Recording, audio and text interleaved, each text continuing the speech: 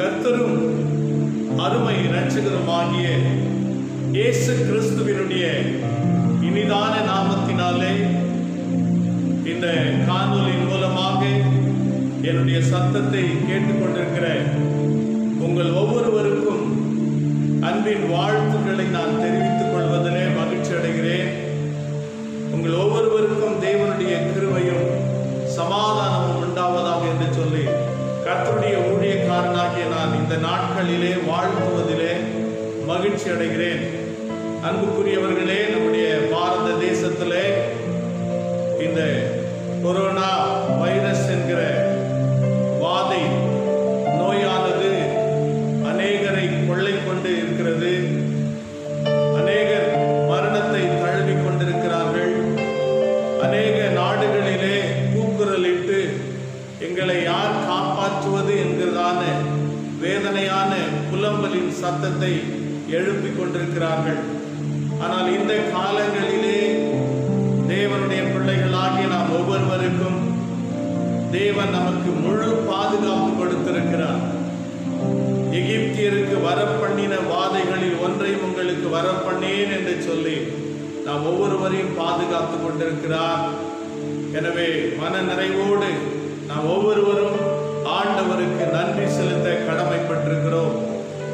அன்பானவர்களே, இந்த லாக்டவுன் காலங்களிலே அரசாங்கம் ஒருவேளை நமக்கு உள்ளே சென்று அமைதியாக இருங்கள், வெளியிலே வரக்கூடாது என்கிறதான சட்டத்தை அவர்கள் போட்டிருக்கலாம். ஆனால் கிறிஸ்தவர்களாகிய நமக்கு அந்த சட்டம் 100% அனுகூலமாக தான் இருக்கிறது. ஒரு காலங்களிலே அடிக்கடி வேடிக்கையாக வாடிக்கையாக சொல்கிற வார்த்தை, வேதம் வாசிப்பதற்கு எனக்கு நேரம் இல்லை, ஆலயத்துக்கு வருவதற்கு நேரம் இல்லை, குடும்ப ஜெபத்திலே அமர்வதற்கு நேரம் இல்லை, ஊழியத்திலே கலந்து கொள்வதற்கு நேரம் இல்லை, மாலை கூட்டங்களிலே கலந்து கொள்ள எனக்கு வாய்ப்பில்லாமல் போய்விடுகிறது. காரணம், அவ்வளவு பிஸியானவர்கள். வேலையினுடைய பலு நம்மை இந்த காரியங்களில் இருந்து ஒதுக்கி விடுகிறது. இப்படிப்பட்ட பதில்களை வாடிக்கையாக நாம் சொல்லி வந்தோம். ஏறக்குறைய ஒரு 45 நாட்கள் ஆகிறது ஊரடங்கு சட்டத்தை பிறப்பித்து. இந்த 45 நாட்களும் வேதத்தை வாசிப்பதற்கு நமக்கு போதுமான அளவுக்கு சமயம் கிடைத்தது. ஜெபிப்பதற்கு போதுமான சமயம் கிடைத்தது. வேதத்தை தியானிப்பதற்கு போதுமான சமயம் கிடைத்தது. கணவன் மனைவி இருவரும் தங்களுடைய பரஸ்பர அன்பை காண்பிப்பதற்கு, பரஸ்பர அன்பை வெளிப்படுத்துவதற்கு போதுமான சமயம் கிடைத்தது. குடும்பமாக உட்கார்ந்து கொர்நேலியஸை போல தேவனுடைய காரியங்களிலே ஈடுபடுவதற்கு நல்ல வாய்ப்பு கிடைத்திருக்குமே. குடும்பமாக இரவு நேரங்களிலே உட்கார்ந்து ஜெபித்திருக்கலாமே. இப்படி பல நல்ல காரியங்கள் நமக்கு இருந்திருக்கலாம். தூங்குவதற்கு கூட நேரம் இல்லை என்று எத்தனையோ நாட்கள் புலம்பிக் கொண்டிருந்தோம். தூங்குவதற்கு போதுமான நேரம் கிடைத்திருக்கிறது. பிரைவசி என்று சொல்லுகிறோம். எனக்கு தனிமையாய் உட்கார்ந்து எதையாகிலும் யோசிப்பதற்கு, தியானிப்பதற்கு நேரம் இல்லை. போதுமான நேரம் 45 நாட்கள் நமக்கு கிடைத்தது. தனியே உறவாடுவது என்பது ஒரு மகிழ்ச்சியான நேரம். தேவனும் மனிதனும் உறவாடுகிறதான நேரம். எனவே முடிந்த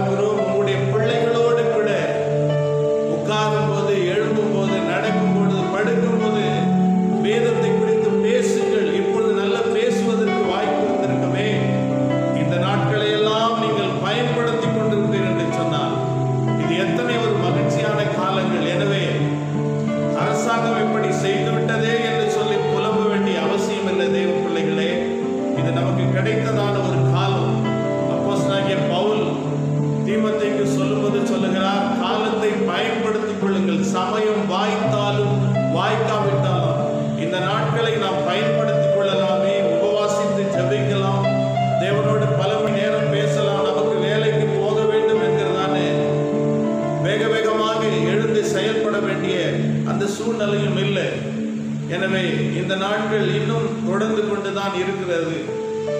மனமிட்டு சொல்லுகிறேன், இன்னும் எத்தனை நாட்கள் ஆகும் நீங்களும் நானும் ஆலயத்தில் வந்து ஒன்றாக சேர்ந்து ஆராதிப்பதற்கு? நாட்கள் ஆகலாம். ஆனால் ஆலயத்துக்கு வர முடிகிறதோ முடியாவிட்டாலும் சரி, ஆண்டவரை நெருக்கமாக நமக்கு சொந்தமாக வைத்துக் கொள்ளலாமே. காலங்கள் கிடைக்கும் போது ஆண்டவரை ஆராதிக்க தவறிவிட்டோம். ஆனால் இப்பொழுது காலங்கள் கிடைக்கிறது. இப்பொழுதும் ஆண்டவரை ஆராதிக்க தவறி இருக்கிறோமா? ஒரு கேள்விக்குறியை போட்டு பாருங்க. இஸ்ரவேல் ஜனங்களுக்கு தேவன் நல்ல வாய்ப்பு கொடுத்தார். ஆனால் வாய்ப்பு கொடுத்த காலங்களிலே பாகால்களையும் அந்நிய தெய்வங்களையும் அந்நிய ஜனங்களோடு உறவு வைத்துக் கொண்டார்கள். ஆண்டவருடைய வார்த்தை நிறைவேறியது. ஜனங்கள் எல்லாரும் அடிமைகளாக பாபிலோன் தேசத்திற்கு எடுத்துச் செல்லப்பட்டார்கள். இஸ்ரவேல் தேசம், எருசலேம் பட்டணம் தீக்கிரையாகிவிட்டது. 137ஆம் சங்கீதத்திலே எல்லாரும் புலம்புகிறார்கள்.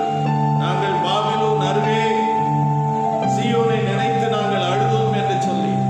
காலங்கள் கிடைக்கும் போது தேவனை தேடுகிறதை நாம் விட்டு விடுவோமானால், வேதத்தை வாசிப்பதை நாம் இழந்து விடுவோமானால், தேவனோடு கூட ஐக்கியம் கொள்ளுகிற காரியங்களை நாம் அல்ல தட்டி விடுவோமானால், நாள் ஒன்று வரும், சீயோனை நினைத்து அழக்கூடிய நாட்கள் வரலாம். பிரியமானவர்களே, இன்னும் ராக்காலத்துக்குள்ளே நம்முடைய உலகம் போய்கொண்டிருக்கிறது. தலைப்பு செய்தியாக ஒரு காரியத்தை சொல்கிறேன். இனி வரும் காலங்கள் உங்களுக்கு உகந்த காலங்கள் அல்ல, உங்களுக்கு பிரியமான காலங்கள் என்று சொல்லி நீங்கள் சொல்ல முடியாது. நீங்களும் நானும் சொல்ல வாய்ப்பு இல்லை.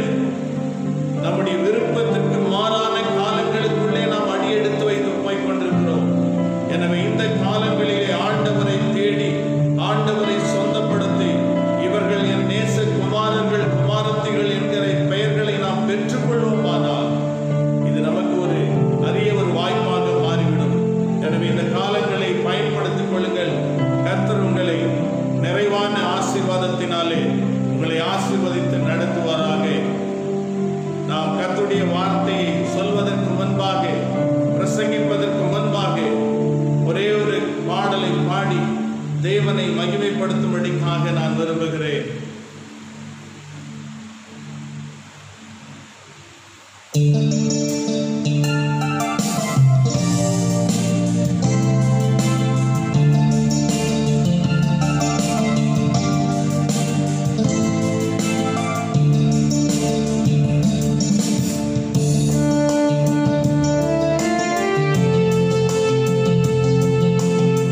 Hallelujah.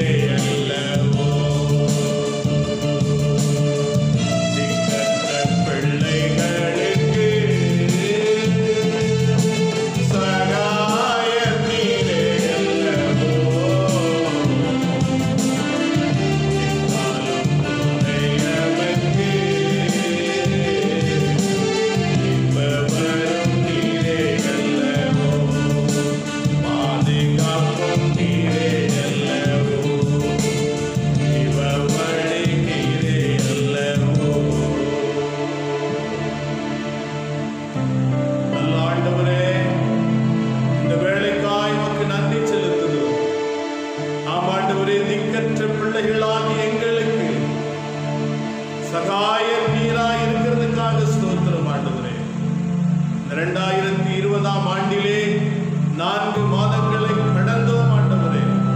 5வது மாதத்திலே இந்த கோடை காலத்திலே, வெப்பம் நிறைந்த காலத்திலே எங்களை நீர் குளிர்ச்சியாய் நடத்தி கொண்டிருக்கிறதுக்காக ஸ்தோத்திரம் ஆண்டவரே. தொடர்ந்து இந்த நாளிலே கொஞ்ச நேரம் வேத வசனத்தை தியானிக்க எங்களுக்கு நீ உதவி செய்ய ஆண்டவரே. இந்த காணொலி மூலமாக, ஆன்லைன் மூலமாக யாரெல்லாம் இந்த வார்த்தையை பார்த்து கொண்டிருக்கிறார்களோ, யாரெல்லாம் ஜெப சிந்தனையோடு கவனித்துக் கொண்டிருக்கிறார்களோ ஆண்டவரே, அவர்கள் ஒவ்வொருவரையும் தனித்தனியாக ஆண்டவரே, எரேமியா 23ஆம் அதிகாரம் 23ஆம் வசனத்தின்படி தூரத்திற்கும் சமீபத்திற்கும் தேவனாகிய கர்த்தர் ஆண்டவரே ஒவ்வொருவரையும் நீர் தொட்டு நீர் ஆசீர்வதிக்கும்படிக்காக ஜெபிக்கிறோம். தேவனுடைய கிருபைகளோடு இருக்கட்டும். சிந்தனைகள் எல்லாவற்றையும் கிறிஸ்து இயேசுவுக்குள் நீர் ஒருமுகப்படுத்தும்படிக்காக ஜெபிக்கிறோம். ஆசீர்வதியும் ஆசீர்வதியும் ஆண்டவர் இயேசுவின் மூலம் வேண்டுகின்றோம் நல்ல பிதாவே. ஆமென் ஆமென். கர்த்தருடைய நாமத்திற்கு மகிமை உண்டாவதாக.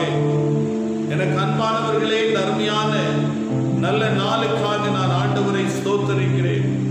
ஆண்டவருடைய நாமத்தை நான் மகிமைப்படுத்துகிறேன். பிரியமானவர்களே, இந்த நாளிலே நாம் தியானிக்கும்படிக்காக எடுத்துக்கொண்டதான இந்த பகுதி, ஆண்டவருடைய வார்த்தை நமக்கு தெளிவாக இந்த நாளிலே கொடுக்கப்பட போகிறது என்பதை நான் தெளிவாக அறிந்திருக்கிறேன்.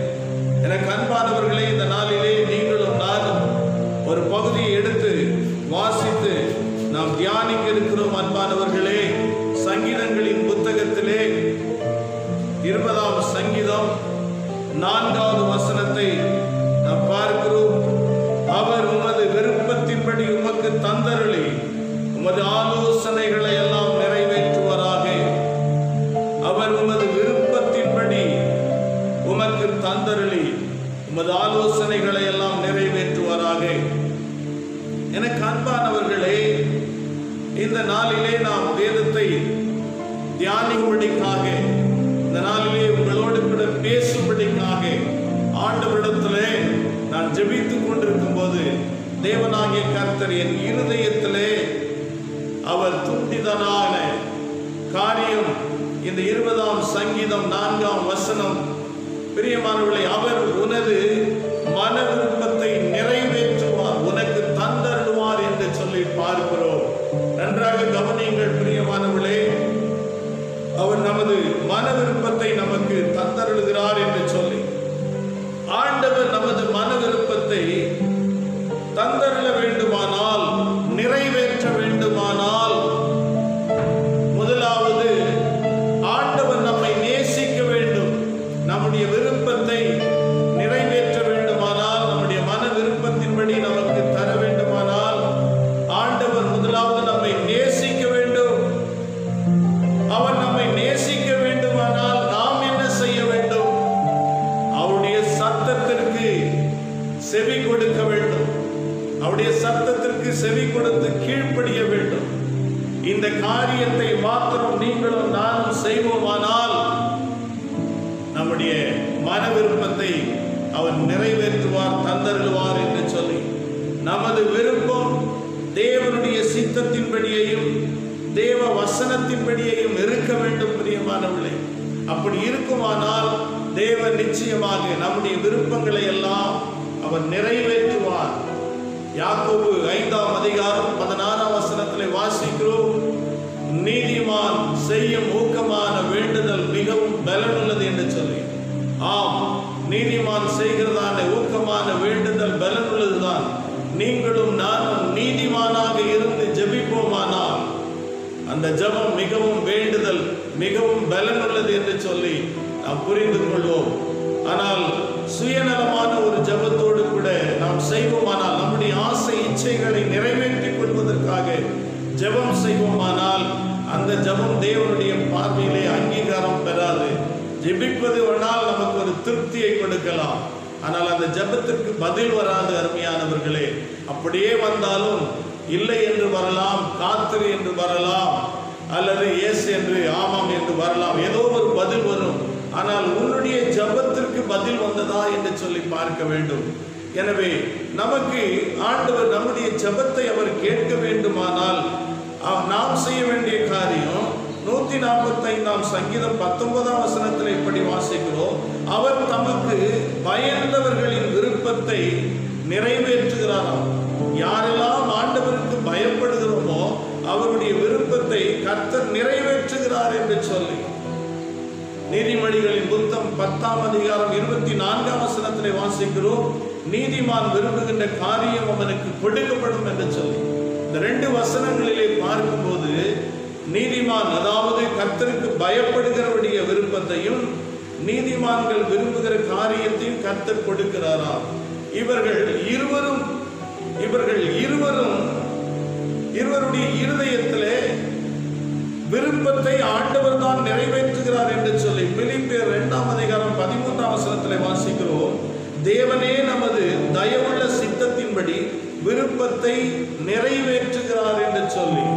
எனக்கு அன்பானவர்களே, நம்முடைய விருப்பமானது தேவனுடைய சித்தமாக இருக்குமானால் ஆண்டவர் நிறைவேற்றுவார். 1 நாளாகமத்தின் புத்தகத்திலே 17 அதிகாரத்திலே முதலிலிருந்து சில வசனங்களை நாம் பார்ப்போமானால் அதிலே தாவீது கேதுரு மரத்தினால் செய்யப்பட்டதான கட்டப்பட்ட வீட்டுக்குள்ளே அவன் வாசம் பண்ணி கொண்டிருக்கிறான். எனவே ஆண்டவருடைய அந்த உடன்படிக்கை பெட்டி மாத்திரம் ஒரு சாதாரணமான இடத்துல இருக்கிறதே. அவைகள் பார்க்கும்போது அவைகளை பார்த்துவிட்டு ஆண்டவருக்கு நான் ஒரு ஆலயத்தை கட்டுவேன் என்று சொல்லி பிரியப்படுகிறார். ஆனால் ஆண்டவர் சொல்லுகிறார், நீ எனக்கு ஆலயம் கட்ட வேண்டாம் என்று சொல்லி. காரணம், தேவனுடைய மனிதனாகிய தாவீதினுடைய கைகள், அவன் யுத்தம் செய்து அவனுடைய கைகள் அத்தனையும் இரத்தத்தால் கரைப்படிந்தவைகளாக இருக்கிறது. எனவே ஆண்டவர் சொல்லுகிறார், நல்ல மனிதன் தான் வாழ்நாள் முழுவதும், தாவீதுடைய வாழ்நாள் முழுவதும் யுத்தம் செய்ததையே அவன் முக்கியமான ஒரு காரியமாக வைத்துக் கொண்டான். அவனுடைய மகனாகிய சாலமோனுடைய காலங்களிலே பார்க்கும்போது சாலமோன் ஒரு முறை கூட யுத்தம் செய்தானா என்று பார்க்கும்போது இல்லை என்று தான் நான் சொல்லுவேன். எனவே சாலமோன் மூலமாக தேவன் ஒரு ஆலயத்தை கட்டுகிறார். எனவே தாவீதினுடைய வாழ்க்கையிலே அவன் ஆலயம் கட்ட வேண்டும் என்று விரும்பினார். ஆனால் ஆண்டவர் வேண்டாம் என்று சொல்லிவிட்டார். தேவனுடைய சித்தம் நீதிமான் விரும்புகிற காரியமாக இருக்கலாம். ஆனால் அந்த காரியத்திலே தேவனை மகிமைப்படுத்த, தேவனை பிரியப்படுத்துகிற இந்த காரியத்திலே ஆண்டவர் விருப்பப்படாமல் இருந்தபடினால் அதை தடை செய்து விட்டார். எனவே நம்முடைய விருப்பத்திற்கு மேலாக எபேசியர் 3 அதிகாரம் 20 வாசிக்கிறோம், நமது விருப்பத்திற்கு மேலாக செய்கிற தேவன் தான். ஆனால் இந்த இடத்திலே தாவீதினுடைய வார்த்தையை ஆண்டவர் ஏற்றுக்கொள்ள விரும்பவில்லை. பிரியமானவர்களே, ஆண்டவர் நமது விருப்பத்தை, இந்த சத்தத்தை கேட்டுக்கொண்டிருக்கிற உங்களுடைய விருப்பத்தையும் பிரசங்கித்துக் கொண்டிருக்கிற என்னுடைய விருப்பத்தையும் கர்த்தர் நிறைவேற்ற வேண்டுமானால் நீங்களும் நானும் செய்ய வேண்டிய காரியங்கள் என்ன என்பதை குறித்து ஒரு 3 குறிப்பை உங்கள் மத்தியில் மிக சுருக்கமாக வைக்க விரும்புகிறேன். நன்றாக கவனிங்கள் பிரியமானவர்களே. ஒரு இடத்துல அமர்ந்து கொள்ளுங்கள். நான் சொல்லுகிறதை நன்றாக கவனிங்கள். மிக முக்கியமான ஒரு குறிப்பு இது. ஆண்டவருடைய அந்த சத்தத்திற்கு உண்மையாய் நாம் செவி கொடுக்கும் போது ஆண்டவருடைய ஆசீர்வாதங்கள் தானாக வந்து நம்முடைய வாழ்க்கையில் அது தொடர்கிறதாக இருக்கும். நன்மையும் கிருபையும் தொடர்கிறதாக இருக்கும். எனவே தேவன் நம்முடைய விருப்பத்தை நிறைவேற்ற வேண்டுமானால் நீங்களும் நானும் செய்ய வேண்டிய முதல் காரியம், ஆண்டவரை மட்டும் தான் நாம் மகிமைப்படுத்த வேண்டும். ஆண்டவரையும் மகிமைப்படுத்தக்கூடாது. ஆண்டவரை மட்டும் தான் நீங்களும் நானும் மகிமைப்படுத்த வேண்டும். அதே சங்கீதத்திலே 20 சங்கீதத்திலே 7 வசனம் 8 வசனத்திலே பார்க்கிறோம், சிலர் ரதங்களை குறித்து மேன்மை பாராட்டுகிறார்கள், சிலர் குதிரைகளை குறித்து மேன்மை பாராட்டுகிறார். அப்படியானால் அவர்களுடைய உடைமைகளை குறித்து அவர்கள் மேன்மை பாராட்டுகிறார்கள். தங்களுக்கு கிடைத்ததான அந்த காரியம், இது எனக்கு கிடைத்திருக்கிறது, இதை நான் உடையவனாக இருக்கிறேன், இதை வைத்திருக்கிறேன். அந்த காலங்களில் எப்படி இருந்தார்கள்? இன்றைக்கு தேவன் எனக்கு அருமையான பிள்ளைகளை கொடுத்திருக்கிறார். பிள்ளைகளெல்லாம் படித்து மத்திய அரசாங்கத்திலும் மாநில அரசாங்கத்திலும் உயர்ந்த பதவியில் இருக்கிறார்கள். நிறைய வீடுகள் இருக்கிறது, வயல்கள் இருக்கிறது, இப்படி ஆஸ்தி அந்தஸ்துகள் இருக்கிறது என்று தங்களுடைய உடைமைகளை குறித்து அவர்கள் மேன்மை பாராட்டி கொண்டிருக்கிறார்கள். ஆனால் ஆண்டவராகிய கர்த்தர் சொல்லுகிற காரியத்தை எரேமியாவின் பார்க்கும்போது ஞானி தன் ஞானத்தை குறித்து அவன் மேன்மை பாராட்டக்கூடாது. பராக்கிரமசாலி தன் பராக்கிரமத்தை குறித்து மேன்மை பாராட்டக்கூடாது. ஐஸ்வர்யவான் தன்னுடைய ஐஸ்வர்யத்தை குறித்து மேன்மை பாராட்டக்கூடாது என்று சொல்லுகிறார். காரணம், நீ பூமியிலே பிறக்கும் போது எதையும் கொண்டு வந்ததில்லை, எதுவும் உனக்கு சொந்தமில்லை. இந்த பூமியிலே வந்து கர்த்தர் உனக்கு கிருபையாய் கொடுத்தார். எனவே கிருபையாய் கொடுத்த அந்த தேவனை தான் நீ மேன்மை பாராட்ட வேண்டுமே தவிர தேவன் கொடுத்த ஆசீர்வாதத்தை அல்ல. தேவன் நமக்கு தாளந்துகளை கொடுத்திருக்கிறார். இயற்கையாகவே சில தாளந்துகள் உனக்கு இருக்குமானால் அந்த தாளந்துகளை குறித்து மேன்மை பாராட்டக்கூடாது. அந்த தாளந்தை கொடுத்த ஆண்டவரை மேன்மை பாராட்ட வேண்டும். நன்றாக நீ பாடக்கூடியவனாக பாடக்கூடியவளாக இருக்கலாம். அந்த ராகத்தையும் அந்த தாளந்தை கொடுத்த ஆண்டவரை உயர்த்தி பாடு. நன்றாக பிரசங்கிக்கூடியவனாக நன்றாக ஜெபிக்கக்கூடியவளாக நீ இருக்கலாம். இவைகளை உனக்கு கிருபையாய் கொடுத்தாரே, அவரை குறித்து நீ மேன்மை பாராட்ட வேண்டும். கிருபையாய் நமக்கு ஆண்டவர் இப்படிப்பட்ட இரக்கமுள்ள இருதயம் உள்ளவர்களை தான் ஆண்டவர் ஆசீர்வதிக்கிறார். எனவே இன்றைக்கு உலக மக்கள் என்ன செய்கிறார்கள்? ஆசீர்வாதம் வந்தவுடனே ஆசீர்வாதத்தை பிடித்துக் கொள்ளுகிறார்கள். உதாரணத்துக்கு சொல்லுகிறேன், உனக்கு ஒரு வேலை கிடைத்திருக்கலாம். தனியார் இடத்திலோ அல்லது அரசாங்கத்திலோ ஒரு வேலை கிடைத்திருக்குமானால் அந்த வேலையை பிடித்துக் கொண்டு எனக்கு கீழே இவ்வளவு பேர் இருக்கிறாங்க, என் பள்ளியில இவ்வளவு பேர் படிக்கிறாங்க, எனக்கு ஜபத்துக்கு வர முடியாது, என்னால வேதத்தை வாசிக்க முடியாது, கண் பிடித்து ஜபிக்க முடியாது என்று சொல்லி அதை குறித்தே நீ மேன்மை பாராட்டி பேசக்கூடாது. உனக்கு எதற்கு கொடுத்தார் என்றால் நீ தேவனை மகிமைப்படுத்தினாய், எனவே கொடுத்தார். இன்னும் மேன்மைப்படுத்த ஆண்டவர் உன்னை விரும்புகிறார். நீ சாதாரணமாக இந்த கிடைத்ததை குறித்ததே மேன்மை பாராட்டி தேவனை விட்டு தூரத்திலே போய்விடுகிறாய். இன்றைக்கு இந்த சத்தத்தை கேட்கிற தேவனுடைய பிள்ளைகளே, உனக்கும் ஆண்டவருக்கும் எந்த அளவுக்கு உறவு இருக்கிறது? நீ மேன்மை பாராட்டுகிறது எதை என்று நீ யோசித்துப்பார். ஆண்டவர் கொடுத்ததான காரியங்களை பிடித்துக் கொண்டு நீ மேன்மை பாராட்டி கொண்டிருக்கிறாயா, அல்லது அந்த நன்மைகளை கொடுத்த ஆண்டவரை மேன்மை பாராட்டுகிறாயா? எனவே இந்த நாளிலே யோசித்துக் கொள்ளுங்க. உன்னுடைய மன விருப்பம் இந்த காலங்களிலே நிறைவேறாமல் இருப்பதற்கு காரணம் தேவன் கொடுத்ததான உடைமைகளை நீ மேன்மை பாராட்டுகிறாயே தவிர தேவனை அல்ல. எனவே சிந்தித்து செயல்படுங்க பிரியமானவர்களே.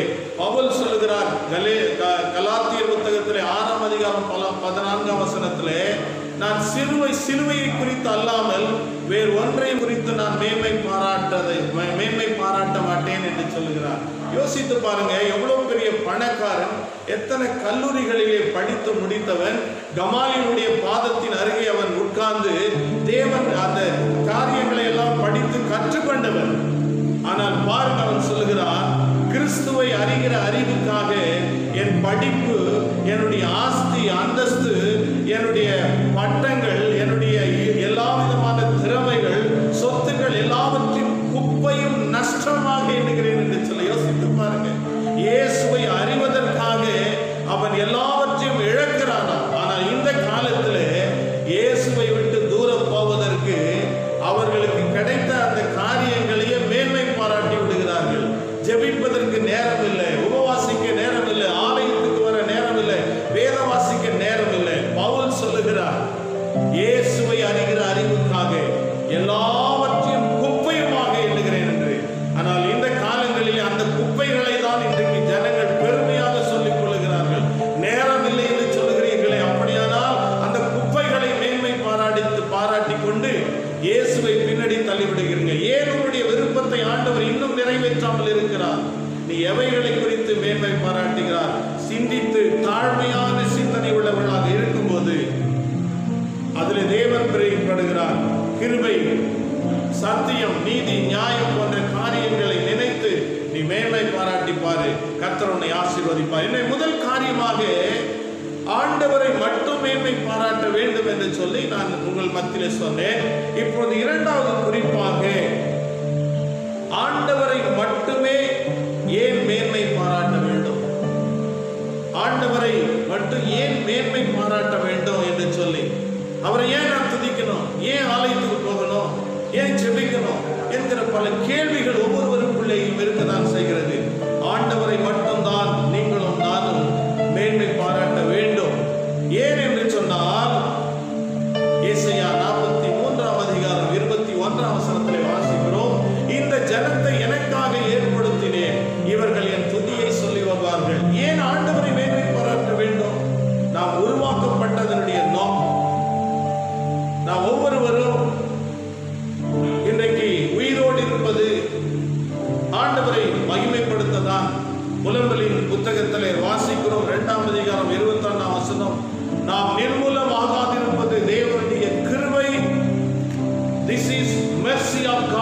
we have not conceived, நாம் நிர்மூலமாகாதிருப்பது தேவனுடைய கிருபை இரக்கம்.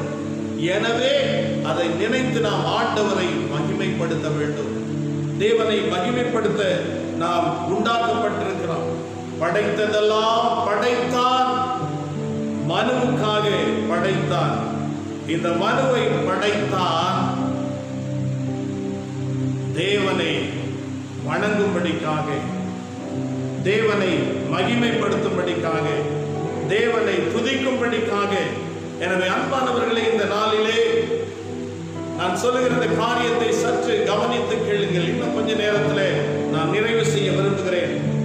ஆண்டவரை மட்டுமே ஏன் மேன்மை பாராட்ட வேண்டும் என்று சொல்லி, நம்முடைய தேவனாகிய கர்த்தரை உயர்த்தி பணியுங்கள் என்று சொல்லி சங்கீதம் 99:9 வாசிக்கிறோம். அவரை மாத்திரம் தான் உயர்த்தி பணிய வேண்டும். காரணம், நம்மை தலைமுறை தலைமுறையாக நம்மை நடத்தி கொண்டிருக்கிறார். சங்கீதங்களின் புத்தகத்திலே 48ஆம் சங்கீதத்திலே வாசிக்கிறோம். கோராகின் புத்திரர்கள் சொல்லுகிறார்கள், இந்த தேவன் என்றென்றைக்கும் உள்ள சதா காலங்களிலும் நம்முடைய தேவன் மரண பரியந்தம் நம்மை நடத்துவார் என்று சொல்லி. எனவே இந்த தேவன் நம்மை சதா காலங்களிலும் நடத்துகிறதான தேவனாக இருக்கிறார். தாவீது சொல்லுகிறார் 37ஆம் சங்கீதம் 25ஆம் வசனத்திலே, நான் இளைஞனாக இருந்தேன், முதிர் வயது உள்ளவனுமானே, நீதிமானுடைய சந்ததி கைவிடப்பட்டதை, அவருடைய பிள்ளைகள் அப்பத்துக்கு இறந்து திரிவதையும் நான் காணவில்லை என்று சொல்லி தலைமுறை தலைமுறையாக ஆண்டவர் நடத்தி கொண்டிருக்கிறார். அந்த தேவனை நீங்கள் யோசித்து பாருங்கள். 121ஆம் சங்கீதத்திலே 4ஆம் வசனத்திலே, அவர் நம்மை காக்கிறதான தேவனா, நம்மை பாதுகாக்கிற தேவன், அவர் உறங்குவதும் இல்லை தூங்குகிறதும் இல்லை என்று சொல்லி, இப்படிப்பட்ட தேவனை நாம் ஒரு காலம் மறக்கவே கூடாது பிரியமானவர்களே.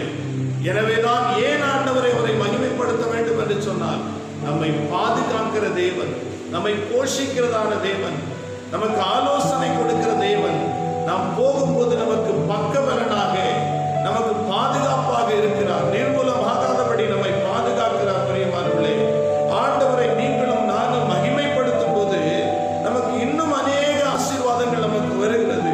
அப்போஸ்தலர் 2ஆம் அதிகாரத்திலே 47ஆம் வசனத்திலே வாசிக்கிறோம், ஆதி அப்போஸ்தலர்கள் தேவனை துதித்தார்கள், ஜனங்களிடத்திலே தயவு பெற்றுக் கொண்டார்கள். நீங்களும் நானும் ஆண்டவரை துதிக்கும் போது கிருபை கிடைக்கிறது. எனவே மனிதனுடைய கண்களிலே நமக்கு தயவு கிடைக்கிறது என்று சொல்லி, தேவனை துதிக்கும் போது நமக்கு கிருபை கிடைக்கிறது. எனவே மனிதனுடைய கண்களிலே நமக்கு தயவும் கிடைத்து விடுகிறது. அப்போஸ்தலர் 16ஆம் அதிகாரம் 25ஆம் வசனத்திலே, பவுலும் சீலாவும் சிறைச்சாலையிலே தேவனை பாடி துதித்துக் கொண்டிருக்கும் போது முதலாவது நடந்தது, அவர்களை கட்டி வைத்திருந்தான கட்டுகள் எல்லாம் அறுக்கப்படுகிறது. பூமியானது அசைய ஆட, தூண்கள் எல்லாம் அதிர ஆரம்பித்தது, கதவுகள் எல்லாம் திறக்கப்பட்டது. யோசித்து பாருங்கள், தேவனை துதிக்கும் போது நம்மை கட்டி வைத்திருக்கிற கட்டுகள், அது என்ன கட்டுகளாக இருக்கலாம்? மரண கட்டுகள், பாதாள கட்டுகள், இன்னும் சூனிய கட்டுகள் எல்லாம் அறுக்கப்பட்டு போய்விடும். அடைக்கப்பட்ட வாசல்கள் ஒவ்வொன்றாக திறக்கப்படும். அசையாத யாராக இருந்தாலும் உனக்கு விரோதமாக நின்று கொண்டிருக்கலாம், உனக்கு உன்னுடைய உயர்வை தடுத்து கொண்டிருக்கலாம். அசையாதவர்கள் எல்லாம் அசையும்படியாய் செய்துவிடும் தேவனை துதிக்கும் போது. எனக்கு அன்பானவர்களே, தர்மியான நேரத்திலே தேவனை மேன்மை பாராட்ட வேண்டும். இரண்டாவது குறிப்பு, ஏன் தேவனை மேன்மை பாராட்ட வேண்டும் என்று சொல்லி பார்த்தோம். ஒன்றை நான் சொல்லி நான் முடிக்கிறேன். அவரை மேன்மைப்படுத்தும் போது நமக்கு நன்மை வரும்.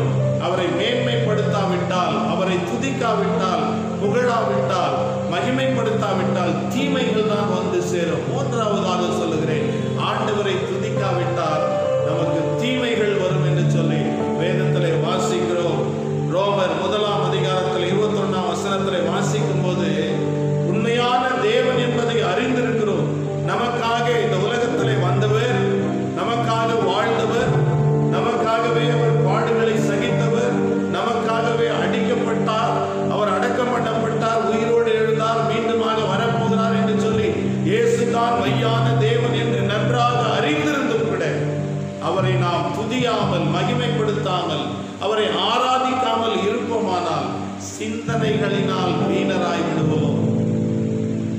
சிந்தனைகளினால், பாவம் செய்வதனால் அல்ல. படுத்து அமைதியாக யோசிக்கும் போது தீமை நினைக்கிறோம் பாருங்க, அந்த சிந்தனைகளினாலே வீணாய் போய் விடுகிறோம். நம்முடைய சுபாவமானது பறவைகளுக்கும் மிருகங்களுக்கும் ஊரும் பிராணிகளுக்கும் உள்ள அந்த சுபாவமாய் போய் விடுகிறது. நன்றாக தெரியும் கர்த்தர் நல்லவர் என்று சொல்லி ஆண்டவரை ஒரு நாளும் துதிக்க மாட்டோம். இந்த காலத்தில் கிறிஸ்தவர்கள் கூட பார்க்கும்போது ஆராதனை 9 மணிக்கு என்று சொன்னால் செய்தி 10 மணிக்கு, எனவே செய்தி நேரத்தில் போகலாம் என்று சொல்லி செய்தியை கேட்க வருவார்கள். பிரியமானவர்களே, செய்தியின் மூலமாக தேவன் பேசுவார். அதை நீ ஒரு நாளும் கேட்க மாட்டேன், செய்தியை கேட்கறதுக்கு மனசு இருக்காது. ஆனா ஆராதனையிலே தேவனை மகிமைப்படுத்தும் போது கிருபைகள் வரும். தேவனை துதிக்க துதிக்க தேவ கிருபை உன்னை சூழ்ந்து கொள்ளும். சூழ்ந்து கொள்ளும் போது மனுஷ தயவு கிடைக்கும் உனக்கு. ஆனால் ஆராதனை என்று துதி, ஆராதனையிலே நீ துதிக்காதபடிக்கு நீ அமைதியாக இருப்பாய் என்று சொன்னாலும் மாத்திரமல்ல, நீ தேவனை துதிக்கிற நேரத்தை விட்டுவிட்டு செய்தி நேரத்தில் வந்தாலும் சரி, உனக்கு தீமைதான் வரும் என்று நான் தெளிவாக சொல்கிறேன். காரணம், தேவன் என்று அறிந்து தேவனை துதியாதபடிக்கு வருகிறோம். எனவே நம்முடைய சுபாவமானது பறவைகள், மிருகங்கள், ஊரும் பிராணிகளுடைய சுபாவங்களாக மாறிவிடுகிறது என்று ஒன்று இங்கு வாழ்த்து ரோமரின் புத்தகத்திலே 1ஆம் அதிகாரத்திலே 21, 22, 23 வசனங்களிலே தயவு செய்து வீடுகளிலே நீங்கள் வாசித்து அது அடுத்த காரியத்திலே உங்களை ஈடுபடுத்திக் கொள்ளுங்க. 115ஆம் சங்கீதத்திலே 17ஆம் வசனம் 18ஆம் வசனத்திலே வாசிக்கிறோம், மரித்தவர்களும் மௌனமாய் இருக்கிறவர்களும் தேவனை துதிக்க மாட்டார்கள் என்று சொல்லி. மரித்தவர்களும் மௌனமாய் இருக்கிறவர்களும் தேவனை துதிக்க மாட்டார்கள். இது முதல் நீங்களும் நானும் தேவனை துதிக்கலாம் என்று சொல்லி, எனவே நீங்களும் நானும் தேவனை துதிக்கும் போது தேவன் நமக்கு கொடுக்கிற ஆசீர்வாதங்கள், தேவன் கொடுக்கிற ஆசீர்வாதங்கள் ஏராளம் என்பதை பிரியமானவர்களே நான் தேவனுடைய ஊழியக்காரனாகி நான் சொல்லிக் கொள்கிறேன். நம்மை உண்டாக்கினதுடைய நோக்கமே தேவனை துதிப்பதற்காக தான். நம்மை உண்டாக்கினுடைய நோக்கம் தேவனை துதிப்பதற்காக தான். எனவே அவரை மேன்மைப்படுத்துவோம். அவரை மேன்மைப்படுத்தும் போதுதான் பூமியிலே வாழ்ந்திருக்கிற நாம் ஆசீர்வாதமாக இருக்க முடியும். எனவே தேவனை துதிக்காத அநேக மக்களை வேதத்திலே வாசிக்க முடியும். தீமைகள் என்ன? தேவனை துதிக்கும்படிக்காக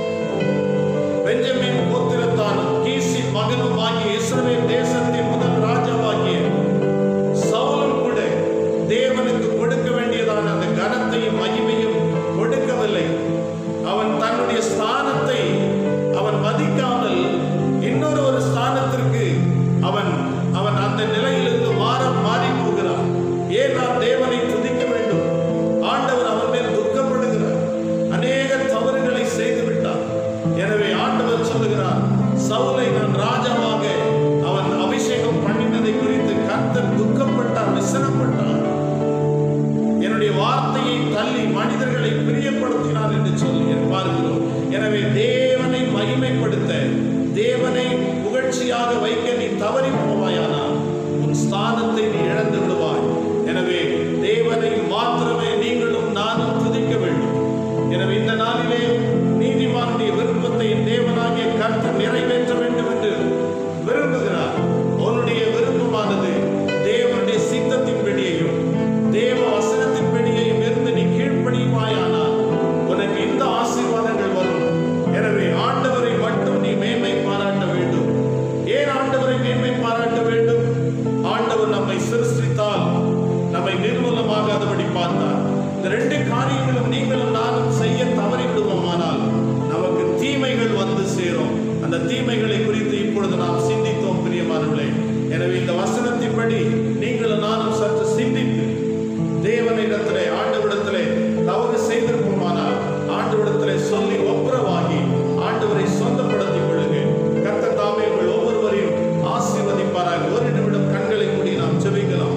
பரலோக தந்தையே, இந்த அருமையான ஆசீர்வதிக்கப்பட்ட நல்ல நாளுக்காக உங்களுக்கு நன்றி செலுத்துகிறோம். இந்த காணொளி மூலமாக கேட்டதான ஒவ்வொரு மக்களுக்காக நான் ஜெபிக்கிறேன். ஆண்டவரே, அருமையான திருச்சபை மக்களுக்காக நான் பெயர் பெயராக ஜெபிக்கிறேன். அப்பா, இந்த நாட்களிலே ஒரு நல்ல அரிய சந்தர்ப்பத்தை கொடுத்து ஏறக்குறைய 45 நாட்களாக நாங்கள் வீடுகளுக்குள்ளேயே அடங்கி இருக்கிறோம் ஐயா. நன்றாக எங்களால் ஜெபிக்க முடியும், நல்ல தருணம் இருக்கிறது. வேதத்தை வாசித்து எங்களாலே தியானிக்க முடியும், நல்ல தருணம் இருக்கிறது. குடும்பமாக தேவனை உயர்த்த முடியும், நல்ல தருணம் இருக்கிறது. அப்பா, தனியாக உட்கார்ந்து வேத வசனங்களை ஈசாக்கை போல எங்களால் தியானிக்க முடியும், தருணம் இருக்கிறது. இந்த தருணங்களை எல்லாம் நமக்கு கிடைத்தும் இதை இழந்து போவோமானால் இப்படிப்பட்ட ஒரு தருணங்கள் எங்களுக்கு மீண்டுமாக கிடைக்காது. இஸ்ரவேல் ஜனங்கள் பாபிலோன் தேசத்திலே உட்கார்ந்து புலம்புகிறதை போல புலம்பக்கூடிய ஒரு நாட்கள் வரும். அதற்கு முன்பாக எங்களை நாங்கள் சரி செய்து கொண்டு தேவனோடு கூட இசைந்து ஒரு வாழ்கிற ஒரு வாழ்க்கை முழு உலகம் ஆண்டவரே இன்றைக்கு அடைக்கப்பட்ட நிலைமை சூழ்நிலை இருந்தாலும் நோவா மாத்திரம் ஆண்டவரே தேவனோடு கூட சஞ்சரிக்கிறவனாக இருந்தான்.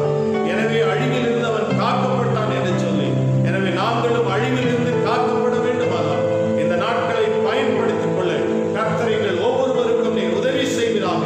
இந்த சத்தத்தை எந்த சூழ்நிலையிலிருந்து, எந்த மாநிலத்திலிருந்து ஆண்டவரே, எந்த தேசத்திலிருந்து கேட்டாலும் ஆண்டவரே, இதை ஒரு எச்சரிப்பின் செய்தியாக ஒவ்வொருவரும் எடுத்துக்கொண்டு தேவனோடு கூட ஆண்டவரை ஒப்புரவாகும்படிக்காக நான் ஜெபிக்கிறேன். ஆசீர்வதியும், பாதுகாத்துக் கொள்ளும், பாதுகாத்துக் கொள்ளும். ஆண்டவரே, இயேசுவின் மூலம் வேண்டுகின்றோம் நல்ல பிதாவே, ஆமென். நமது ஆண்டவரும் இரட்சகரும் மீட்பரும் ஆகிய இயேசு கிறிஸ்துவினுடைய மாறாத கிருபை, பிதாவாகிய தேவனுடைய அன்பு,